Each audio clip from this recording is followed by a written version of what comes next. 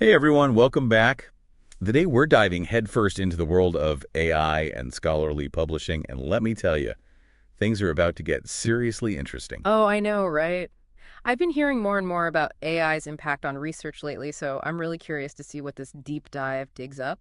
Well, we're diving deep into a presentation by Fabio Di Bello from Wiley, given just recently at the 2024 National Russian Conference on Artificial Intelligence, so pretty cutting-edge topic. Perfect. I'm all ears. Now, you know how we've talked about the ever-growing mountain of research out there? It's like trying to drink from a fire hose.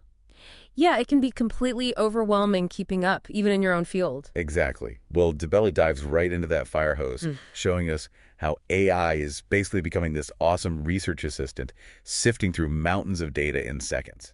Yeah, but it's more than just speed, right? From what I've heard, AI can actually understand and extract knowledge in ways that traditional methods just can't match. Totally. DeBelly gives this really cool example about, say you're a chemist trying to find the melting point of a specific compound.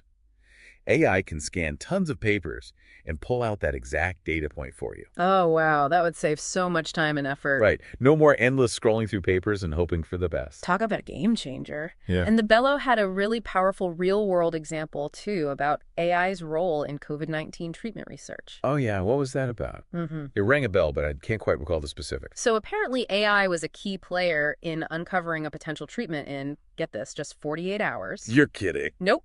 It analyzed a huge amount of research and spotted a connection that human researchers had totally missed. Wow. AI potentially helping save lives. Okay, now I'm really paying attention. But how does that even work? Does it, like, read and understand the papers? That's the amazing part. DiBello explains how AI can create these visual knowledge maps from research papers. Knowledge map, so like turning a dense research paper into something more visual, like an infographic or something. You got it. Imagine being faced with a super complex research paper full of jargon and complicated details. Yeah, been there, done that, definitely not fun. Right. But AI can take that paper, break it down, and turn it into this visual map where all the key concepts are linked together. So you can instantly see the big picture, the connections between ideas, even if you're not an expert in that specific field. Precisely. And get this, it can even translate those knowledge maps into different languages. Whoa, breaking down language barriers in research, that's huge. It's a game changer for global collaboration. Absolutely.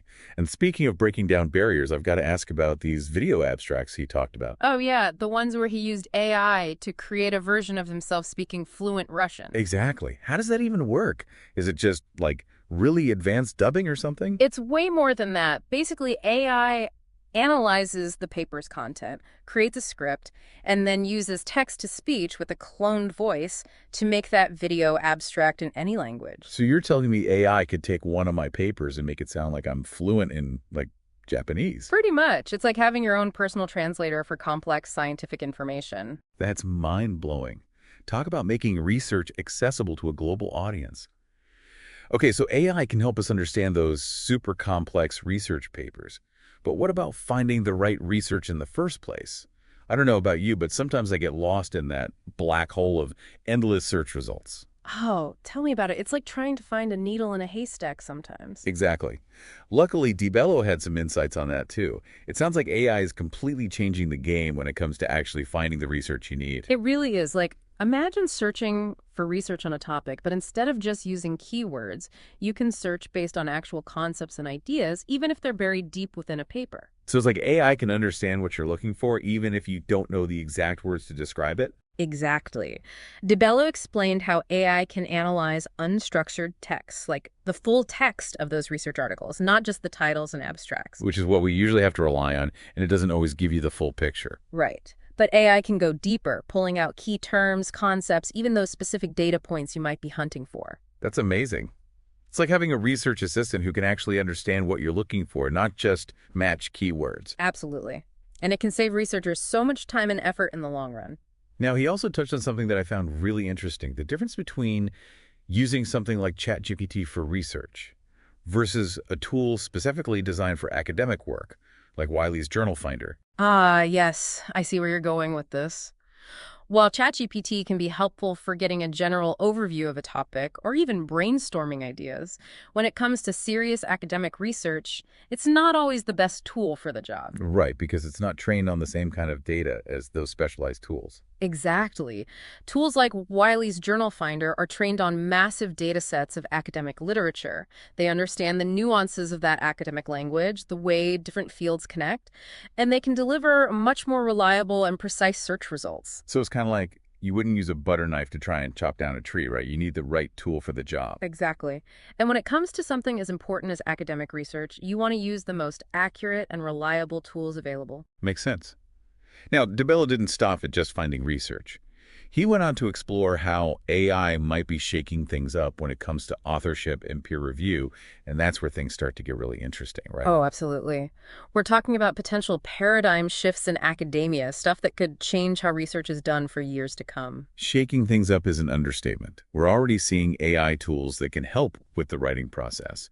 But Di Bello took it a step further, talking about AI potentially being listed as a co-author on research papers. Yeah, I was floored when I heard that. I mean, it's one thing to have AI help you write, but to actually give it credit as an author, that's a whole other can of worms. Right. It raises all sorts of questions about, like, what does authorship even mean in the age of AI? Exactly. Like, who gets the credit? Who's accountable if something's wrong? It really challenges our whole understanding of authorship. And the crazy thing is, Di Bello seemed to think this was all just part of the natural progression of things. Really? So he's not opposed to the idea. He seemed more focused on the idea that the real competition won't be between us and AI, but between those who can use AI effectively and those who can't. That's an interesting way to look at it. It's like instead of being afraid of AI taking over, we should be thinking about how we can use it to our advantage. Exactly. It's not about being replaced, but about using these new tools to be even better at what we do. And it's not just authorship either. Di Bello also talked about peer review and how AI could totally revolutionize that process too. Oh man, peer review. That can be such a headache sometimes, am I right? You're telling me. The back and forth, the waiting, it can take forever. Right. It's like submit your paper and then hold your breath for 6 months while you wait for feedback. Exactly. But Di Bello seems to think AI could speed things up significantly. Oh yeah. How so? Well, he talked about AI being used to identify the best reviewers for a given paper based on their expertise. That would be huge. It would mean no more waiting for months to hear back from a reviewer who wasn't even the right fit in the first place. And it doesn't stop there. He also talked about AI being able to flag potential conflicts of interest or even scan for plagiarism, including plagiarism of AI-generated text. Whoa, wait, AI plagiarizing from AI? That's like next level stuff. I know, right? It's like a technological arms race. But the good news is organizations like Wiley are on top of it, developing tools to detect this kind of stuff and ensure research integrity. That's reassuring to hear. It's definitely a brave new world we're entering, but it's good to know that people are working hard to make sure AI is used ethically and responsibly. Absolutely. And, this all got me thinking about the bigger picture, too. Like, with all this amazing AI-powered research happening, how do we make sure it's accessible to everyone, not just academics with fancy subscriptions? That's a really important point. Knowledge shouldn't be locked away behind paywalls. Exactly. But thankfully, Di Bello addressed this too, emphasizing how AI could make research more inclusive and accessible for everyone. Like how? Well, imagine AI automatically generating alt text for images in research papers, so people with visual impairments can access them. Oh, wow. That's amazing. I never even thought of that. Right. Or AI creating accurate transcripts and captions for audio and video content, making it accessible for people with hearing impairments. It's like AI is breaking down all these barriers that have existed in academia for so long. I know. It's really exciting to think about. But of course, no new technology comes without potential downsides. Yeah, that's true. There's always a flip side. What kind of risks are we talking about here? Well, there's been a lot of talk lately about AI being used to generate fake research or even manipulate images. That's a scary thought. Oh, absolutely. It would be a disaster if people started using AI to spread misinformation in academia. I agree. But Di Bello emphasized that organizations like Wiley are very aware of these risks and are actively developing ways to combat them. So they're staying one step ahead, basically. It sounds like it. They're investing in tools and strategies to make sure AI is used ethically and responsibly, which is reassuring. That's good to hear.